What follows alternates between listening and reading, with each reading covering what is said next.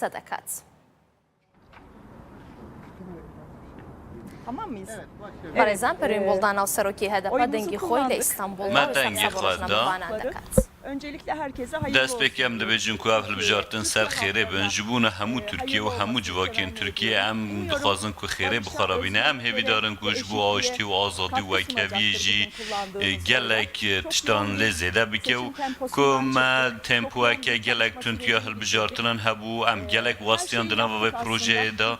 û di nava vê proseya ku hebû me gelek hewil da ku ji bûna Tirkiyeyê û ji bûna pêşerûja Tirkiyeyê gelek tiştan bibêjin lê tu qenatên ragihandinê karûbarên me yên hilbijartinê ve neguhestin û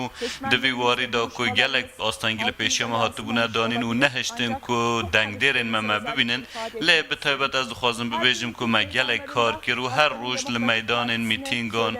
û gelek direw li ser me hatine gotin û gelek îftira avêtine ser me û di heman demê de xwastin ku li hemberî me fikreke cuda bidine avakirin me gelek tişt di vî warî da jî xelkê ra jî gotin me îro karê xwe encam da û em hêvîdarin ku wê gelê me jî îro li ser sindoqan erka xwe bicih bike min bixwe dengê xwe da û ez ê rasta xwe derbasî amedê bibim ji ber ku ez dixwazim li wir bibînim ka çawa qeyûm namînim ev bû min zewqek cudatir e.